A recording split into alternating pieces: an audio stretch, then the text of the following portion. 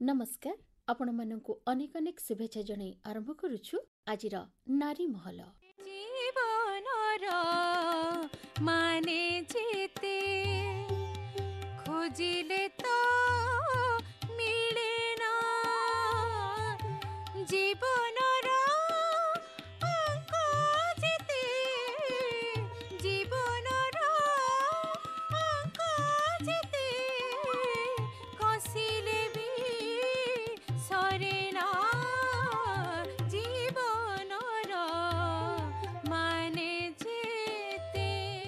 कथारी अछि लुण खाए हांडी चिंता खाए गंडी अर्थात मानसिक चाप दुश्चिंता ही अनेक समय बहु समस्या को डाकी आनी थाए।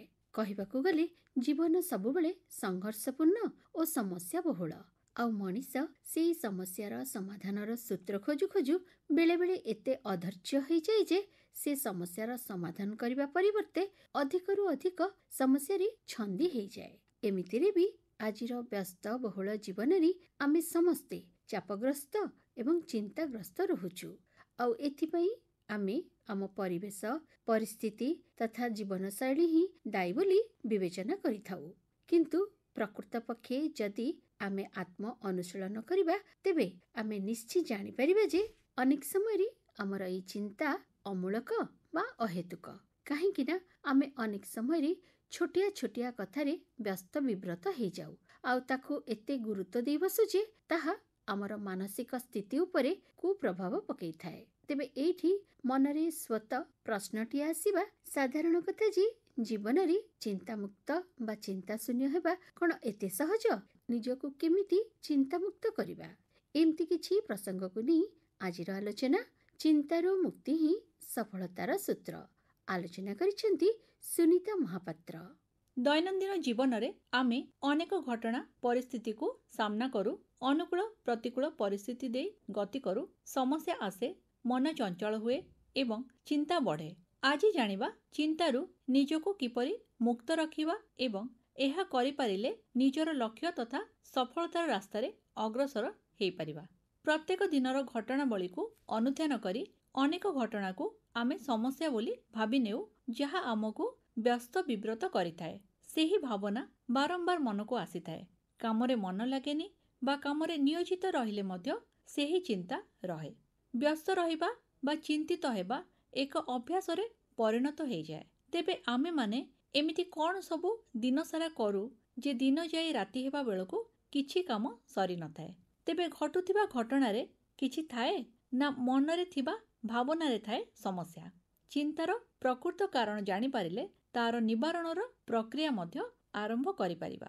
समस्तंकर भावना भिन्न भिन्न होइथाए तथा भावना सह दृष्टिभंगी मध्य भिन्न हेइथाए। केही किछि घटना द्वारा प्रभावित हेई समस्या रे पड़िथांती, केही किछि वार्तालाप द्वारा समस्या रे पड़ंती, केही निजर नियुक्ति क्षेत्र बा व्यवसाय पई चिंतित होई पड़ंती, केही निज संपर्क को नहीं चिंतित रहंती तो आउ केही परिस्थितिर सामना करबाकू जाई चिंतित हेई पड़ंती। प्रकृत कथा हैला जे आजिर व्यस्त बहुल जीवन रे आमे मन मस्तिष्क और भावर समन्वय रखिबाकू समय पाउ नाही बा समय बाहर करूनी। एपरिकी ए सबु पाई जे समय देबा उचित से कथार गुरुत्व मध्य आमे बुझी पारुनी। प्रतिद्वंदिता मूलक पृथ्वीर परिकल्पना तो आमे ही सृष्टि करिछे। सृष्टिकर्ता तो केवल सुंदर विश्व ब्रह्मांड सृष्टि करिछंती।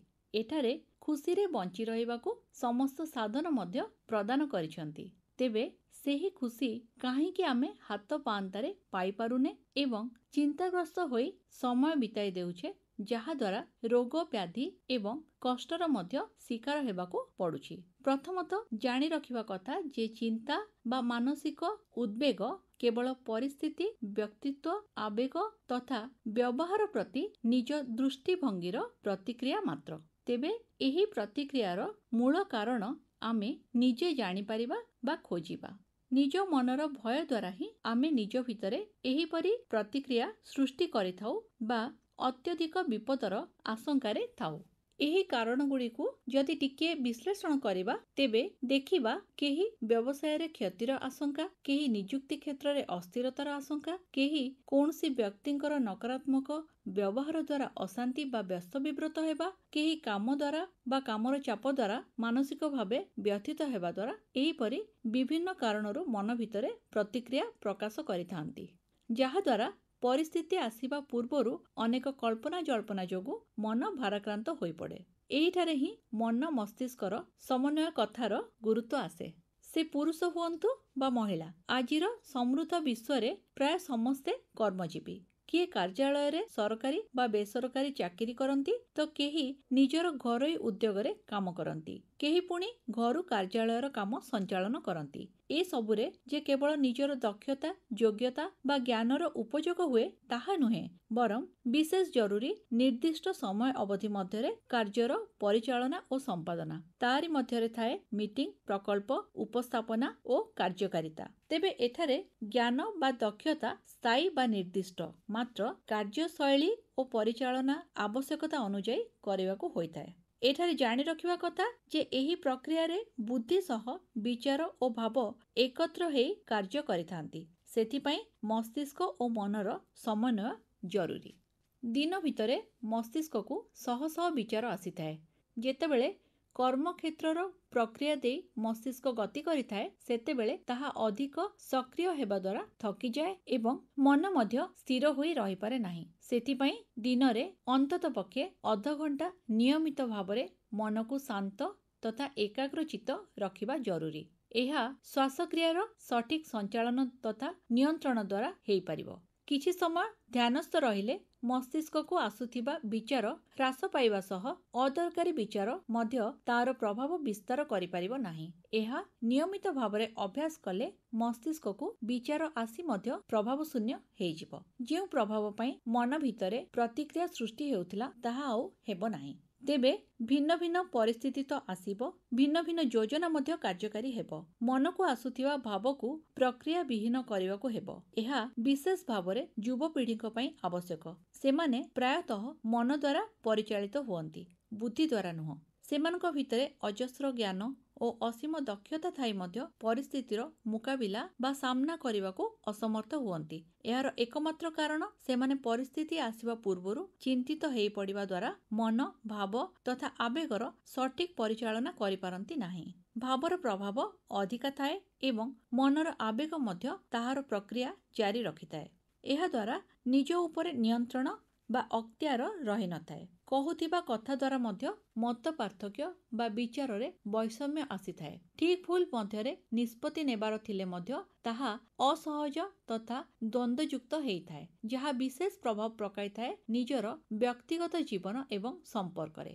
ଭାବ ତଥା ଆବେଗ ମନକୁ ଅସ୍ଥିର ଓ ଅଶାନ୍ତ କରେ, ଯାହା ଅସୁରକ୍ଷିତ ଭାବନା ତଥା ଚିନ୍ତାଗ୍ରସ୍ତ ହେବାରେ ସହାୟତା କରିଥାଏ। ଏଠାରେ ମନକୁ ଦୃଢ଼ ଭାବରେ ବୁଝାଇବାକୁ ହେବ ଯେ ଭିନ୍ନ ଭିନ୍ନ ବ୍ୟକ୍ତିଙ୍କର ଚିନ୍ତାଧାରା ଓ ଦୃଷ୍ଟିଭଙ୍ଗୀ ଭିନ୍ନ ହୋଇଥାଏ। ସେଥିପାଇଁ ମତ ପାର୍ଥକ୍ୟ ହେବା ସ୍ୱାଭାବିକ। ତେବେ ସେପରି ପରିସ୍ଥିତିରେ ଚୁପ୍ ରହି ପରିସ୍ଥିତିକୁ ହାଲକା ତଥା ଶାନ୍ତ କରିହେବ। ନିଜର ମତକୁ ଅନ୍ୟ ଉପରେ ଲଦି ନ ଦେଇ ବରଂ ନିଜେ ଶାନ୍ତ ରହି ବୁଝିବା ଦରକାର ମନର ପ୍ରଚ୍ଛଦରେ ଥିବା ଭାବ ତଥା ବିଚାରକୁ। ଏହାଦ୍ୱାରା ବିଶ୍ଳେଷଣାତ୍ମକ ଦକ୍ଷତା ବୃଦ୍ଧି ପାଇବ ଏବଂ ଅନାବଶ୍ୟକ ପରିସ୍ଥିତିକୁ ମଧ୍ୟ ରୋକାଯାଇ ପାରିବ। ଅନ୍ୟର ଭାବନାକୁ କୁଠାରାଘାତ କରି ପର ମୁହୂର୍ତ୍ତରେ ଉଭୟ ଚିନ୍ତାଗ୍ରସ୍ତ ହେବା ଏବଂ ପରସ୍ପରକୁ ଦୋଷାରୋପ କରି ସମ୍ପର୍କକୁ ତିକ୍ତ କରିବାଠାରୁ କିଛି ସମୟ ଚୁପ୍ ରହି ପରସ୍ପରର ମତକୁ ସାମୟିକ ଭାବେ ସମ୍ମାନ ଦେବା ଦ୍ୱାରା ବୁଝାମଣା ଠିକ୍ ରହିବ ଏବଂ ପରସ୍ପର ପ୍ରତି ସମ୍ମାନ ବୋଧ ମଧ୍ୟ ବୃଦ୍ଧି ପାଇବ। ପରିବାରର ସଦସ୍ୟ ହୋଇଥାନ୍ତୁ ବା କାର୍ଯ୍ୟାଳୟରେ ସହକର୍ମୀ, ସବୁଠାରେ ସାମୟିକ ଭାବେ ପରସ୍ପରର ମତକୁ ସମ୍ମାନ ଦେଇ ନୀରବ ରହିଲେ ସମ୍ପର୍କ ଦୃଢ଼ ହେବା ସହ ସମ୍ପର୍କକୁ ନେଇ କଦାପି ମଧ୍ୟ ଚିନ୍ତା ବା ଉଦ୍ବେଗ ରହିବ ନାହିଁ। ଏ ବିଶ୍ୱ ପରିବର୍ତ୍ତନଶୀଳ ଏବଂ ଏଠାରେ ଥିବା ମନୁଷ୍ୟ ମଧ୍ୟ ସର୍ବଦା ପରିବର୍ତ୍ତନଶୀଳ। ସେଥିପାଇଁ ଆଜି ଯେଉଁମାନେ ସାଥିରେ ଅଛନ୍ତି ହେଇପାରେ କାଲି ରହିବେ ନାହିଁ ଏବଂ ଆଜି ପ୍ରଶଂସା କରୁଥିବା ଲୋକ କାଲି ନିନ୍ଦା କରିପାରନ୍ତି। ଆଜି ବ୍ୟବସାୟରେ ଥିବା ସ୍ଥିତି କାଲି ଦେଶର ଅର୍ଥନୀତିର ସୂଚକାଙ୍କ ଦ୍ୱାରା ପ୍ରଭାବିତ ହୋଇପାରେ। ଆଜିର ସୁସ୍ଥ ଶରୀର କାଲି ବ୍ୟାଧିଗ୍ରସ୍ତ ହୋଇପାରେ। ସେଥିପାଇଁ ପ୍ରତ୍ୟେକ ପରିସ୍ଥିତିରେ ଗ୍ରହଣୀୟ ଦୃଷ୍ଟିଭଙ୍ଗୀରେ ରହିବା ଭଲ। ଏହାଦ୍ୱାରା ମନ ଭିତରେ ଝଡ଼ ବା ଦ୍ୱନ୍ଦ୍ୱ ହେବ ନାହିଁ। ଆସୁଥିବା ବିଚାର ମଧ୍ୟ ପ୍ରଭାବ ଶୂନ୍ୟ ହେବ।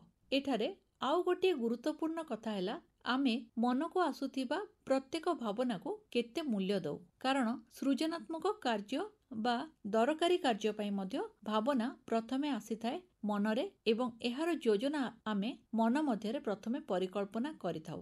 ତେବେ ଯାହା ଅଦରକାରୀ ଭାବନା ଆସେ ବା ଯାହା ଆମକୁ ଆତଙ୍କିତ କରେ ତାକୁ ଆମେ କେତେ ମୂଲ୍ୟ ଦେଉ ସେ କଥା ଆମେ କଦାପି ସଚେତନତାର ସହ ଭାବି ନଥାଉ ବା କେହି ଆମକୁ କହି ମଧ୍ୟ ନଥାନ୍ତି। ତେବେ ଏହାର ମୂଲ୍ୟାୟନ ଆମେ ନିଜେ ହିଁ ନିଜର ବିଚାର ବୁଦ୍ଧି ଦ୍ୱାରା କରିଥାଉ ନା। ଯଦି ଆମେ ଚିନ୍ତା କରୁଛେ ବା ସମସ୍ୟାର ସମ୍ମୁଖୀନ ହେଉଛେ ତେବେ ନିଶ୍ଚୟ ଆମେ ଅଦରକାରୀ ଭାବନାକୁ କୌଣସି ନା କୌଣସି ପ୍ରକାରେ ମୂଲ୍ୟ ଦେଇଛେ। ବିନା ମୂଲ୍ୟରେ ତ ଚିନ୍ତା ଆସିବନି। ଏହି ମୌଳିକ କଥାଟିକୁ ଆମେ ଗୁରୁତ୍ୱର ସହ ବୁଝିପାରିଲେ ଚିନ୍ତା ଆଉ ଆସିବ ନାହିଁ। ନିଜକୁ ନିଜେ ପଚାରିପାରିବା ବା ପରଖିପାରିବା ଯେ ଆମେ ଅଜ୍ଞାନତାବଶତଃ ବା ଅଜାଣତରେ କେଉଁ ଭାବନାଟିକୁ ଏତେ ଅଧିକା ମୂଲ୍ୟାୟନ କରିଛେ ଯାହା ଆମକୁ ଚିନ୍ତାରେ ପକାଉଛି। ଏହି କଥାଟି ବିଶେଷ ଭାବରେ ଛାତ୍ରଛାତ୍ରୀଙ୍କ ପାଇଁ ଗୁରୁତ୍ୱପୂର୍ଣ୍ଣ। ପରୀକ୍ଷା ପାଇଁ ପ୍ରସ୍ତୁତି, ସମୟର ପରିଚାଳନା, ପରୀକ୍ଷାର ଭୟ, ସମୟର ଅପଚୟକୁ ରୋକିବା ଏବଂ ପରିଶ୍ରମ ଏସବୁ ଭିତରେ ସଫଳତା ପାଇଁ ମନ ଦ୍ୱନ୍ଦ୍ୱମୁକ୍ତ ତଥା ସ୍ପଷ୍ଟ ଭାବନା ସହ ରହିବା ଉଚିତ। ମନ ଭିତରେ ସେହି ସମୟରେ ନିଜର ଅଧ୍ୟବସାୟ ବା କର୍ମ ଏବଂ ସଫଳତା ଛଡ଼ା ଅନ୍ୟ କୌଣସି ଭାବନାକୁ ଆଦୌ ମୂଲ୍ୟ ଦେବା ଉଚିତ ନୁହେଁ। କାରଣ ବାକି ପ୍ରତ୍ୟେକଟି ଭାବନା ସମୟର ଅପଚୟ, ଭୟ ଏବଂ ଦ୍ୱନ୍ଦ୍ୱ ଭିତରକୁ ନେଇଯାଏ, ଯାହା ଚିନ୍ତାଗ୍ରସ୍ତ କରାଏ ଏବଂ ପରୀକ୍ଷା ଯେତେ ନିକଟତର ହୁଏ ସେତେ ଅଧିକା ଚାପ ଯୋଗୁଁ ସମସ୍ୟା ସୃଷ୍ଟି ହୁଏ। ସେଥିପାଇଁ ଛାତ୍ରଛାତ୍ରୀମାନେ ନିଜ ମନକୁ ଅନୁଧ୍ୟାନ କରିବା ପୂର୍ବକ ବିଚାରରେ ପରିବର୍ତ୍ତନ କରିପାରିବେ। ସେମାନଙ୍କ ପାଇଁ କେଉଁ ପ୍ରକାର ଭାବନା ସମସ୍ୟା ସୃଷ୍ଟି କରୁଛି ତାକୁ ପ୍ରଥମେ 0 ମାର୍କ ବା ଶୂନ୍ୟ ମୂଲ୍ୟ ଦେଇ ଆଗକୁ ଯାଇପାରିବେ। ନକାରାତ୍ମକ ଭାବନାଠାରୁ ଦୂରତା ଯେ ସଫଳତା ଆଡ଼କୁ ରାସ୍ତା ସେ କଥା ଜାଣିପାରିବେ। କୌଣସି ବ୍ୟକ୍ତି, ସାଙ୍ଗସାଥୀ ଯିଏ ମଧ୍ୟ କୌଣସି ନକାରାତ୍ମକ କଥା ଦ୍ୱାରା ଆତ୍ମବିଶ୍ୱାସ ହ୍ରାସ କରାଇ ଦେବାକୁ ଚେଷ୍ଟା କରନ୍ତି ସେତେବେଳେ ସେହିଠାରେ ହିଁ ସେମାନଙ୍କୁ 0 ମାର୍କ ବା ଶୂନ୍ୟ ମୂଲ୍ୟ ଦେଇ ଭାବନାକୁ ସକାରାତ୍ମକ ରଖି ସଫଳତାର ରାସ୍ତାରେ ଅଗ୍ରସର ହୋଇପାରିବେ। ଏବେ ସଫଳତା ପାଇଁ ନିଜର ବ୍ୟକ୍ତିଗତ ତଥା ବୃତ୍ତିଗତ ଜୀବନରେ ରହୁଥିବା ଚିନ୍ତା ଉପରେ ଆଲୋଚନା କରିବା। ବ୍ୟକ୍ତିଗତ ତଥା ବୃତ୍ତିଗତ ଜୀବନର ସମସ୍ୟା ବା ତଜ୍ଜନିତ ଚିନ୍ତା ପ୍ରଥମେ ପ୍ରଭାବ ପକାଇଥାଏ ମନ, ମସ୍ତିଷ୍କ ସହ ଶରୀର ଉପରେ। ଏହି ଚିନ୍ତା ଶରୀରକୁ ସଠିକ୍ ଭାବେ କର୍ମକ୍ଷମ କରିବାକୁ ଦେଇନଥାଏ। ଶରୀରର କୌଣସି ନା କୌଣସି ଅଙ୍ଗରେ ଯନ୍ତ୍ରଣା ଅନୁଭୂତ ହୁଏ। ସାଧାରଣ ଭାବରେ ଆମେ ଏହାକୁ ଅଧିକା ପରିଶ୍ରମ ବା ଥଣ୍ଡା ଜନିତ ବୋଲି ମନେ କରିଥାଉ। ହେଲେ ବିନା କିଛି କାରଣରେ ଶାରୀରିକ ଯନ୍ତ୍ରଣାର ଉପସର୍ଗ ଚିନ୍ତା ଦ୍ୱାରା ହିଁ ହୋଇଥାଏ। କୌଣସି ସମସ୍ୟା ପ୍ରତି ମସ୍ତିଷ୍କ ଯେତେ ସଚେତନ ହେଇଥାଏ ମନ ସେତେ ଚଞ୍ଚଳ ଓ ଅସ୍ଥିର ହୁଏ, ଯାହାଦ୍ୱାରା ପ୍ରତ୍ୟେକଟି ଶ୍ୱାସ ବିଚଳିତ ହେଇ ଗତି କରନ୍ତି। ଏହି ବିଚଳିତ ବା କ୍ଷିପ୍ର ଶ୍ୱାସକ୍ରିୟା ଅଧିକ ସମୟ ପର୍ଯ୍ୟନ୍ତ ଆମ ମନକୁ ଉଦ୍ବିଗ୍ନ କରି ରଖିବା ଦ୍ୱାରା ଆମ ଭିତରର କୋଷିକା ମଧ୍ୟ ବିଚଳିତ ଅବସ୍ଥାରେ ଥାନ୍ତି। ହୃଦୟର ଗତି ତୀବ୍ର ହେଇଥାଏ। ରକ୍ତ ସଞ୍ଚାଳନ ପ୍ରକ୍ରିୟା ମଧ୍ୟ ଅସ୍ୱାଭାବିକ ହୋଇଥାଏ, ଯାହା ଆମକୁ ଲାଇଫଷ୍ଟାଇଲ ଡିସଅର୍ଡର ବା ଜୀବନଶୈଳୀ ସମସ୍ୟାରେ ପକାଇଥାଏ। ସେଥିପାଇଁ କୌଣସି ମଧ୍ୟ ଯନ୍ତ୍ରଣା ଅନୁଭୂତ ହେବା ପୂର୍ବରୁ ବା ହେଇଥିଲେ ଆମେ ନିଜ ମନକୁ ପଚାରି ପାରିବା କେଉଁ ଭାବନା ମନକୁ ଆଚ୍ଛାଦିତ କରି ରଖିଛି ବା କେଉଁ ସମସ୍ୟା ଚିନ୍ତାରେ ପକାଉଛି। ଆମେ ନିଜେ ହିଁ ନିଜ ମନ ସହ କଥୋପକଥନ କରି ଜାଣିପାରିବା ସମସ୍ୟା ବା ଚିନ୍ତାର ଉତ୍ସ କେଉଁ ଭାବନାରୁ ଆସୁଛି ବା କେଉଁ ବିଚାର ଅଧିକ ସମୟ ସକ୍ରିୟ ରହୁଛି। ଜାଣିବା ପରେ ସେହି ବିଚାରକୁ ଆମେ କେତେ ମୂଲ୍ୟ ଦେଇଛେ ବା ତାର ଗୁରୁତ୍ୱ କେତେ ଆକଳନ କରିବା।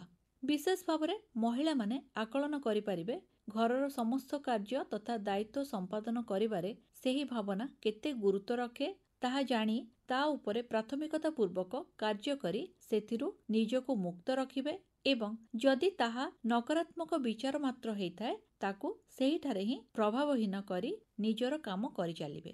ଏହାଦ୍ୱାରା ଘରର ସମସ୍ତ କାମ ସଫଳତାପୂର୍ବକ ସମ୍ପାଦନ କରିସାରି ନିଜର କାର୍ଯ୍ୟାଳୟ ପାଇଁ ଯାହା ଦରକାରୀ ଭାବନା ତା ଉପରେ ଯୋଜନାବଦ୍ଧ ଭାବେ କାମ କରିପାରିବେ, ନିଜ ମନକୁ ଭାରାକ୍ରାନ୍ତ ନ କରି। ଯାହା ମଧ୍ୟ କରିବାକୁ ଥିବ ସେସବୁ ପ୍ରତି ସହଜ ଦୃଷ୍ଟିଭଙ୍ଗୀ ରଖିଲେ ସମସ୍ତ କାର୍ଯ୍ୟ ସହଜରେ ହିଁ ସମ୍ପନ୍ନ ହୋଇପାରିବ। ନିଜକୁ ଚିନ୍ତାମୁକ୍ତ ରଖିବା ଦ୍ୱାରା ବୃତ୍ତିଗତ ଜୀବନରେ ଆମେ ସଫଳତାର ସହ ନିଜର ଦକ୍ଷତା ପ୍ରତିପାଦନ କରିବା ସହ ନିଜର ଆଭିମୁଖ୍ୟ ସ୍ପଷ୍ଟ ରଖି ନିଜକୁ ମଧ୍ୟ ମୂଲ୍ୟ ଦେବା। ଚିନ୍ତାମୁକ୍ତ ହେଇ ନିଜକୁ ସେମିତି ଗଢ଼ିପାରିବା ଯାହା ଆମର ମୂଲ୍ୟ ବା ମାନ ବୃଦ୍ଧି କରିବ। ଅଦରକାରୀ ଭାବନା, ଅଦରକାରୀ କଥା ଏବଂ ଅଦରକାରୀ ବା ନକାରାତ୍ମକ ବ୍ୟକ୍ତି ଏବଂ ପରିବେଶ ଠାରୁ ନିଜକୁ ନିଜେ ଦୂରରେ ରଖି ନିଜର ମର୍ଯ୍ୟାଦା ନିଜେ ରକ୍ଷା କରିପାରିବା। ଏହାଦ୍ୱାରା ଆତ୍ମବିଶ୍ୱାସ ବୃଦ୍ଧି ପାଇବା ସହ ସବୁ ଘଟଣାକୁ ଦେଖିବା ବା ତର୍ଜମା କରିବାର ଦୃଷ୍ଟିଭଙ୍ଗୀ ବଦଳିଯିବ ଏବଂ ସମସ୍ୟା ସବୁ ମଧ୍ୟ ଆପେ ସମାଧାନ ହୋଇଯିବ। କର୍ମ କରିବାର ଉତ୍ସାହ, ନିଜକୁ ନିଖୁଣ ଭାବେ ଗଢ଼ିବାର ଲକ୍ଷ୍ୟ ଓ ପ୍ରତିଦ୍ୱନ୍ଦ୍ୱିତାକୁ ସହଜ ଭାବରେ ନେଇ ନିଜେ ସଫଳ ହେବା ସହ ଅନ୍ୟମାନଙ୍କର ସହାୟତା କରିପାରିବା।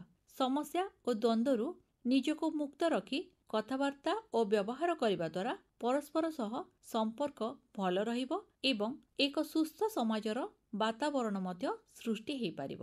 ଅଦରକାରୀ ଭାବନାକୁ ଶୂନ୍ୟ ମୂଲ୍ୟ ଦେଇ ଚିନ୍ତାମୁକ୍ତ ଜୀବନ ହିଁ ସଫଳତାର ରାସ୍ତାକୁ ପ୍ରଶସ୍ତ କରିବ। ଶୁଣିଲେ ଆଲୋଚନା, ଚିନ୍ତାରୁ ମୁକ୍ତି ହିଁ ସଫଳତାର ସୂତ୍ର। ଆଲୋଚନା କରିଥିଲେ ସୁନିତା ମହାପାତ୍ର। କୁହାଯାଏ, ସଂସାର ଭିତରେ ଘର କରିଥିଲେ ପଥର ପଡ଼ିଲେ ସହି। ଜୀବନରେ ସମସ୍ୟା ରହିବା ତ ସ୍ୱାଭାବିକ, ହେଲେ ସେହି ସମସ୍ୟାକୁ ଦୃଢ଼ ଭାବରେ ସାମ୍ନା କରି ହଉ ଅବା ତାର ସମାଧାନର ପନ୍ଥା ବାହାର କରି ହଉ, ଆମକୁ ଚିନ୍ତାମୁକ୍ତ ଭାବରେ ଆଗକୁ ବଢ଼ିବାର ଅଛି। ସୁଖର ଦୁଃଖର ଆଶା ନିରାଶାର ଫୁଲ ଫୁଟା ବଗିଚାରେ, ଫୁଲରେ କଣ୍ଟାରେ ଛାଇଆ ଲୁଅରେ ମଜା ମିଳେ ଯିବାରେ।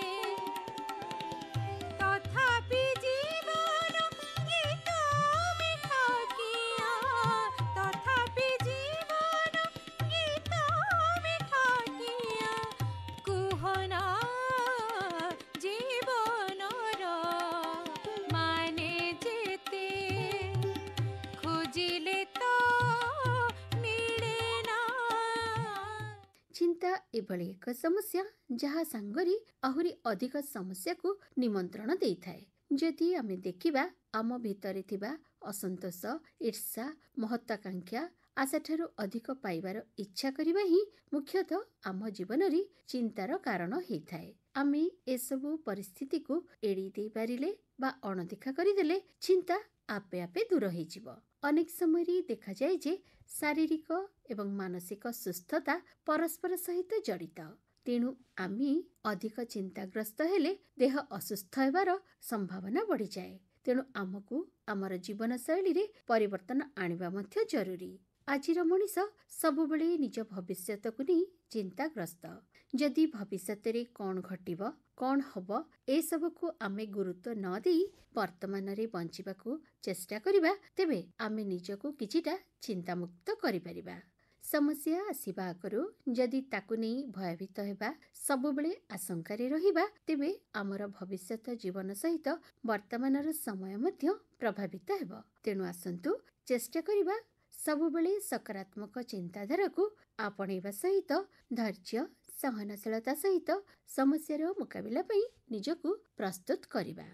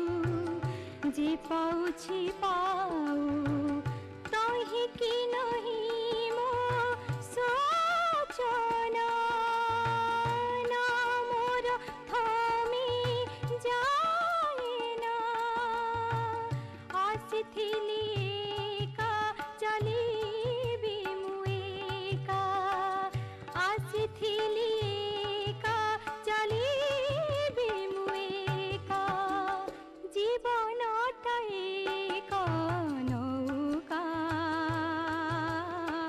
मुहि बाहिसी नौका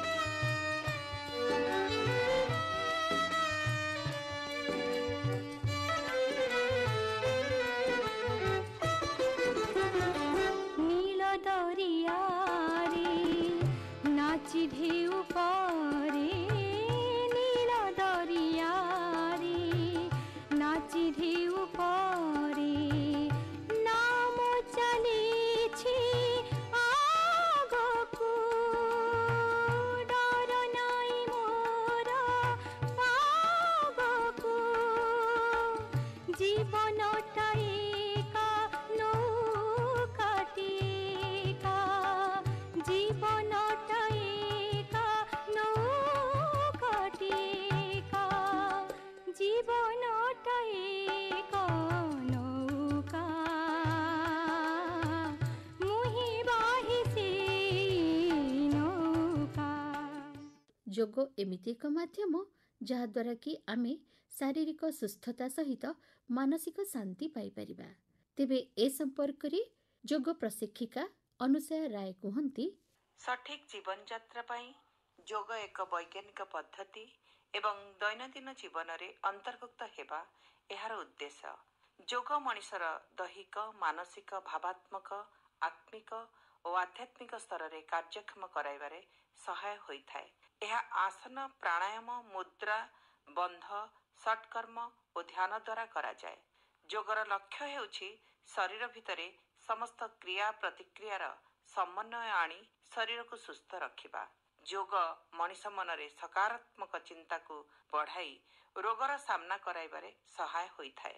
ଶରୀର ଓ ମନ ଉଭୟକୁ ସନ୍ତୁଳନ ରଖିବାରେ ଯୋଗର ଭୂମିକା ଗୁରୁତ୍ୱପୂର୍ଣ୍ଣ।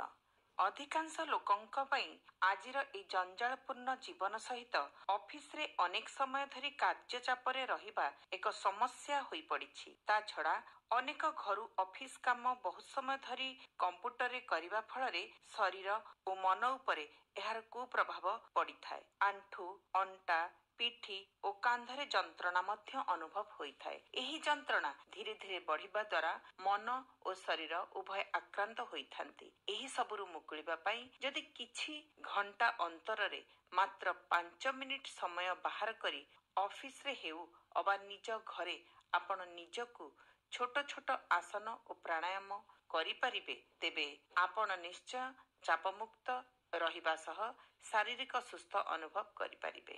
ଦୀର୍ଘ ସମୟ ଧରି ଚେୟାରରେ ବସି ରହିବା ଦ୍ୱାରା ଅଣ୍ଟା ଓ ପିଠିରେ ଯନ୍ତ୍ରଣା ଅନୁଭବ ହୁଏ। ତେଣୁ ଆମକୁ ଧ୍ୟାନ ଦେବାକୁ ହେବ ଆମର ବସିବାର ତରିକା ଠିକ୍ ଅଛି କି ନାହିଁ। ବସିବା ସମୟରେ ମେରୁଦଣ୍ଡକୁ ସିଧା କରି ବସିବାକୁ ଧ୍ୟାନରେ ରଖିବା ଓ ମଝି ମଝିରେ ଉଠି କିଛି ସମୟ ପାଇଁ 2-3ଟି ଆସନ କରିବା ଉଚିତ। ତାଡ଼ାସନ, ତିର୍ଯ୍ୟକ ତାଡ଼ାସନ, କଟିଚକ୍ରାସନ ଓ ତିର୍ଯ୍ୟକ କଟିଚକ୍ରାସନ, ଏହି ସବୁ ଆସନ ଦ୍ୱାରା ଅଣ୍ଟା, ପିଠି ଓ ନିତମ୍ବ କାର୍ଯ୍ୟକ୍ଷମ ହୁଏ। ପିଠିର କଠିନତା ଏବଂ ଦେହର ଭଙ୍ଗୀର ସମସ୍ୟା ଠିକ୍ କରିବାରେ ସାହାଯ୍ୟ କରେ। ଏହାକୁ ଦିନରେ ଯେକୌଣସି ସମୟରେ କରାଯାଇପାରେ।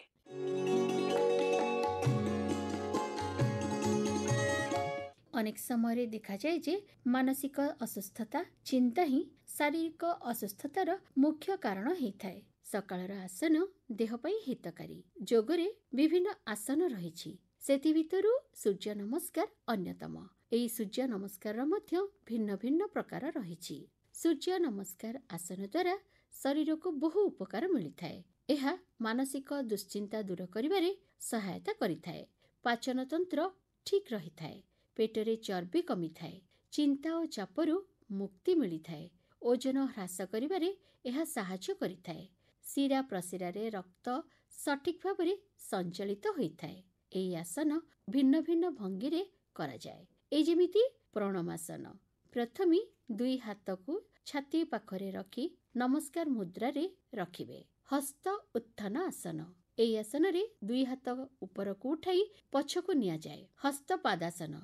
ଏଥିରେ ଦୁଇ ହାତରେ ପାଦକୁ ଛୁଇଁବାକୁ ଚେଷ୍ଟା କରାଯାଏ। ଏହି ମୁଦ୍ରାରେ ଆଣ୍ଠୁ ଭଙ୍ଗାଯାଏ ନାହିଁ। ମୁଣ୍ଡକୁ ନେଇ ଆଣ୍ଠୁ ପାଖରେ ଲଗାଇବା ପାଇଁ ଚେଷ୍ଟା କରନ୍ତୁ। ହସ୍ତ ପାଦାସନ।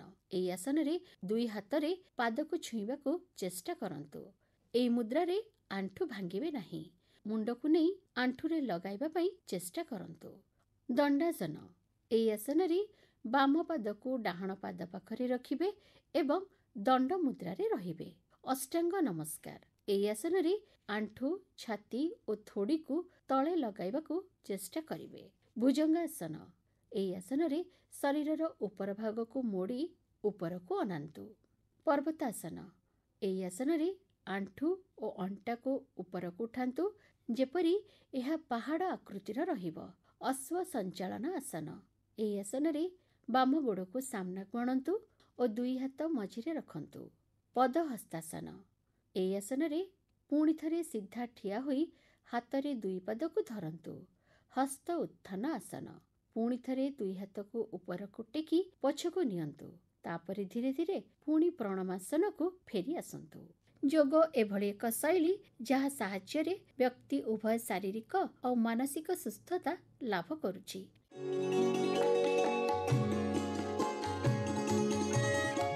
ଆଜିର କାର୍ଯ୍ୟକ୍ରମକୁ ଏଇଠି ରଖି ବିଦାୟ ନେଇ ରହୁଛି ମୁଁ ନିର୍ମାଲ୍ୟ। ନମସ୍କାର।